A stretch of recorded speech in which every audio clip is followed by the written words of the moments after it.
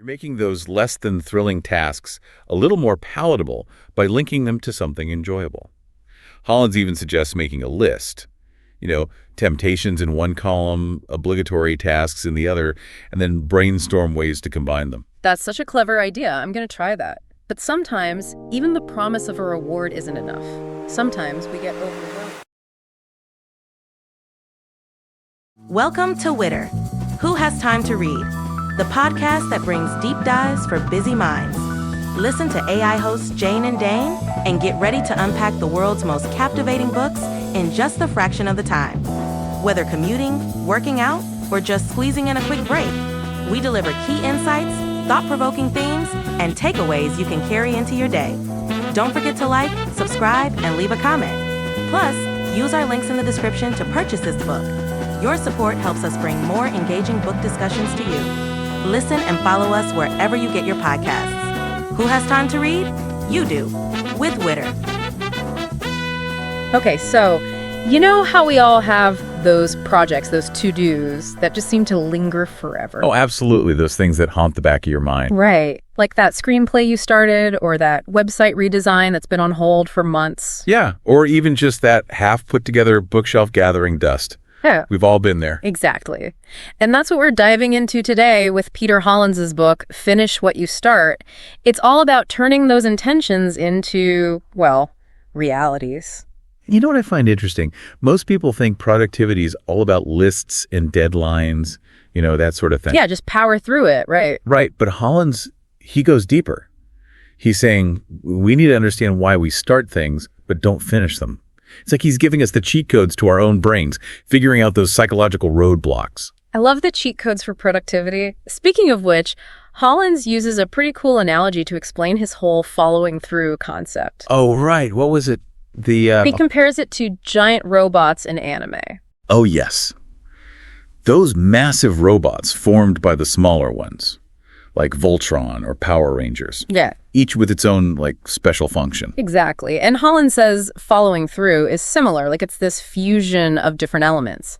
Focus, self-discipline, action, and persistence. Each one is essential for, actually getting things done. So it's like each element is crucial for the giant robot to function properly, right? Exactly. Without one, the whole system kind of falls apart. So let's break it down. What about focus? What's its role in all of this? Well, focus is like the head of the robot. It's what directs your energy toward your goals, keeps your eye on the prize, so to speak. It's like choosing your destination and sticking to the route, no matter how tempting those detours might seem. Exactly. No more meandering down side roads when you should be on the highway to project done. Okay, so if focus is the head, what about self-discipline? Where does that fit into our productivity robot? Self-discipline, well, that's the backbone. It's the structure and support that keeps you upright, keeps you moving, even when those distractions come knocking. Especially when it's so easy to get sidetracked, right? Like that allure of social media or, anything but the task at hand. Oh, absolutely. Self-discipline is what helps you resist those temptations. Mm-hmm. It's the difference between planning a workout and actually dragging yourself to the gym. I feel that. Okay, so we've got focus as the head, self-discipline as the backbone, then action would be like the hands and feet of the operation. Exactly. Action is where we move beyond just thinking about doing something and we actually, do it. We've got the goal in sight. We're mentally prepared thanks to focus and self-discipline. And now it's time to roll up our sleeves and get to work. Because a plan without action is, it's just a daydream, isn't it? Okay, so we've got the head, the spine, the hands and feet of our productivity robot. What's the final element? What's the heart of it all? The heart. I'd say that's persistence. That unwavering drive that keeps you pushing towards the finish line. Even when you face setbacks, when you want to give up. Exactly. Persistence is the fuel that keeps the entire system running. It's what separates those who dream from those who achieve. So it's like this chain reaction we've got going on here. Focus fuels self-discipline, which empowers action, and then persistence keeps everything moving forward. I'm starting to see how all these elements work together. But let's get real for a second. We all know it's not always that easy to just do it, right? What are some of the reasons we struggle to finish what we start? Well, Hollins digs into that, and he identifies these things he calls inhibiting tactics and psychological roadblocks, those things that often hold us back. Okay, spill the tea. What are these sneaky tactics and roadblocks? Well, one major culprit is setting vague or unrealistic goals. Ah, yeah, like trying to build a house without a blueprint. Exactly. Or trying to navigate with a blurry map. You're bound to get lost. Same goes for our goals. If they're not clear and achievable, it's much harder to follow through. It's like starting that website redesign without a clear vision, or a plan, and then halfway through you're like, what have I gotten myself into? Been there. And of course, we can't forget about the P word, procrastination. We all do it, but it can really sabotage our best efforts. Oh, absolutely. And, procrastination often stems from these deeper issues, these psychological roadblocks we were talking about. Right, like what are some of those? What's going on beneath the surface? Well, sometimes it's just plain old laziness, to be honest. It's that lack of discipline to do what needs to be done, even when we know it's good for us. We've all been there, but other times it's more than that, right? Right. Other times it's fear. Fear of failure, fear of judgment holding us back. Oh, yeah. That feeling of, what if I try my best and it's still not good enough? It can be paralyzing. Exactly. And then, on the flip side, there's perfectionism. Striving for excellence is great, but sometimes that need for everything to be perfect, well, it can prevent us from ever actually finishing anything. It's like that saying, done is better than perfect, right? So how do we break free from these mental barriers? Where do we even start? Well, a big part of it is self-awareness. If we don't understand our own strengths, weaknesses, how we work best, it's hard to set ourselves up for success. It's like trying to put together that bookshelf without reading the instructions, You might eventually figure it out, but it's going to be a lot more frustrating. Exactly. We need to understand ourselves, our work styles, our tendencies, to figure out how we can work smarter, not just harder. So true. But knowing ourselves is only part of the equation, right? What else comes into play when it comes to, actual getting things done? Right. We also need to understand what motivates us. Hollins talks about two types of motivation: external and internal. Okay, so external motivation, that's like the classic carrot and stick approach, right? Deadlines, rewards, maybe the fear of letting someone down. Exactly. Think about it like having a workout buddy. Someone to hold you accountable, keep you going, even when you'd rather hit the snooze button. Makes sense. But you're saying there's an even more powerful type of motivation, this internal kind. Right. Hollins argues that while external motivators can be effective, it's the internal ones that are more powerful, more sustainable in the long run. Okay, I'm intrigued. So what are some examples of those internal motivators, and how do we tap into them? It's about connecting with your deeper values and aspirations. Ask yourself, what makes you feel truly fulfilled? What kind of legacy do you want to leave behind? Wow, those are some deep questions. They are, but they can be incredibly powerful motivators. Thinking about your impact on the world, your purpose, that tends to light a fire into you more than, say, just meeting a deadline. That's for sure. But even with the best intentions and a fire in our bellies, procrastination can still be a struggle. How do we deal with that? What are some practical strategies? One strategy that Hollins talks about is temptation bundling. Temptation bundling. Okay, that sounds intriguing. Tell me more. So you pair something you need to do with something you want to do. It's like strategically bribing yourself to be productive. I love that. So I only let myself watch my favorite show while I'm folding laundry, or listen to that new audiobook while I'm cleaning the bathroom. Exactly. You're making those less than thrilling tasks a little more palatable by linking them to something enjoyable. Hollins even suggests making a list.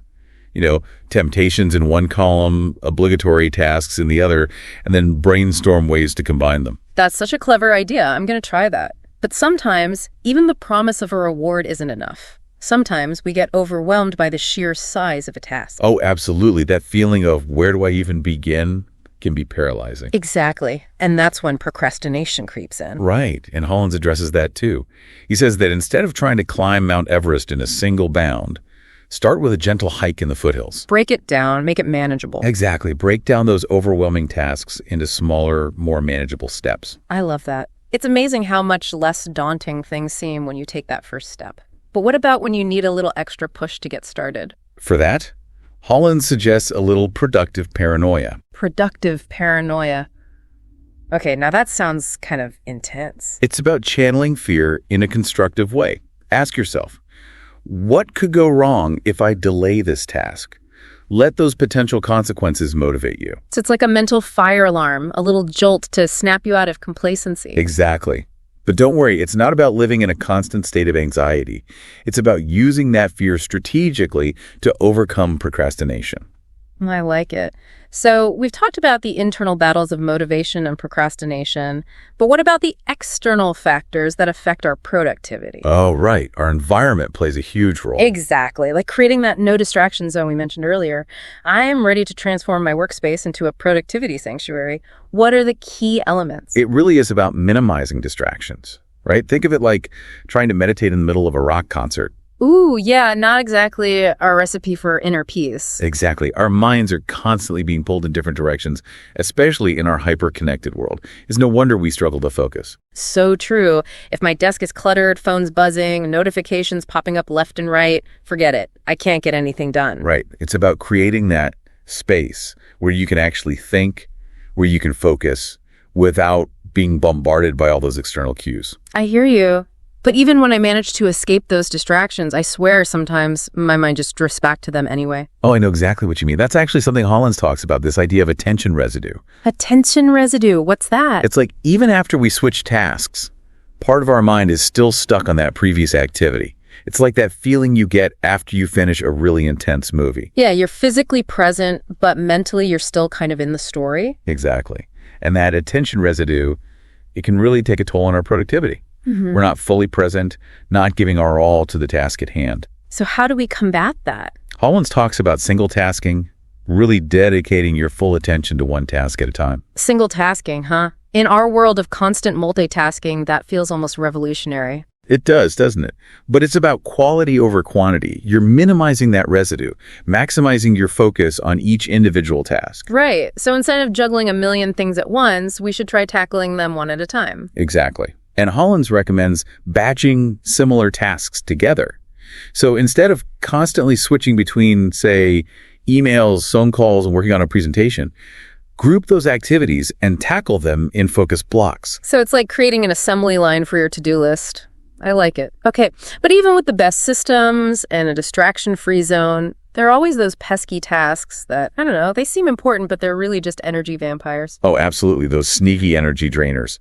And that's where the don't-do list comes in. A don't-do list. I've never even thought about that. It's easy to focus on what we need to do, but it's equally important to identify those things that are holding us back, the things that drain our time and energy without really contributing to our goals.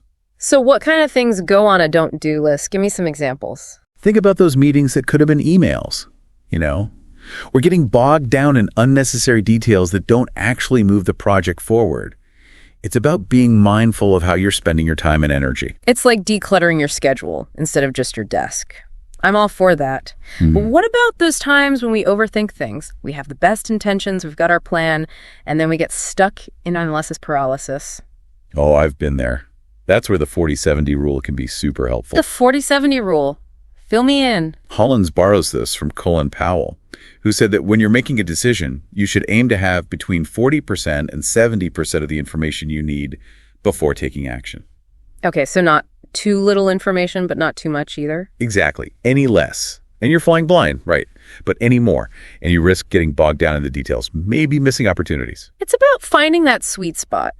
Being informed, but not letting information overload paralyze you. Right. Trust your gut. Be willing to take calculated risks, even if you don't have all the answers. Sometimes good enough is better than perfect, especially when it comes to making progress. I like that. So we've talked about focus, action, persistence. But here's a curveball. Hollins also advocates for the power of doing nothing. It seems counterintuitive, right? Yeah. But our minds, much like our bodies, need time to rest and recharge. So give ourselves permission to take breaks. Exactly. Time to disconnect, to daydream, to just let our minds wander. It's not only good for our well-being, but it can actually boost our creativity too. It's like they say, a rested mind is a creative mind, right? So it's all about finding that balance between focused action and intentional rest. Makes sense. But let's be real, even when we have all the best strategies in place, there are always those potential pitfalls. What are some common ones we should be aware of? Well, one big one is false hope syndrome, setting unrealistic expectations for ourselves. Oh, yeah, like thinking we're going to magically transform our lives overnight. Exactly. We set the bar impossibly high and then get discouraged when we don't clear it on the first try. It's like expecting to run a marathon with zero training. Exactly. It's a recipe for burnout. We need to be kind to ourselves, celebrate our progress, focus on building sustainable habits rather than chasing those quick fixes. So true. It's a marathon, not a sprint. What else? What other pitfalls should we watch out for? Hollins also talks about the dangers of overthinking, of worrying too much. It can keep us stuck in that cycle of inaction. So it's not just about having a plan. It's about trusting the plan and taking action, even if it's imperfect action. Exactly. And finally, never underestimate the importance of self-awareness. What works for one person might not work for another. We need to figure out what works for us, create systems that support our unique needs and preferences. We need to personalize our approach to productivity, find what helps us thrive. This has been such an insightful conversation, so much practical wisdom on how to actually finish what we start. If you had to leave our listeners with just one key takeaway, what would it be? If I had to pick just one, it would be this. Start small, be consistent, and celebrate your progress. Don't get overwhelmed by the big picture. Focus on those small, achievable steps each day. Build those positive habits. And acknowledge your accomplishments along the way. I love that. Start small, be consistent, celebrate those wins. Such great advice. And remember, you don't have to do everything at once. Choose one strategy that resonates with you, try it out, and see what happens. Experiment. Find what works for you and create those systems that help you thrive. And hey, you never know. You might just inspire others with your own finish what you start success story. And that's a goal worth striving for. Thanks for joining us on this deep dive into Finish What You Start. We hope you've gained some valuable insights and are feeling energized and ready to tackle those projects you've been putting off. It's been a pleasure. And remember, the journey of 1,000 finished projects begins with a single step. So get out there, take that step, and finish what you start.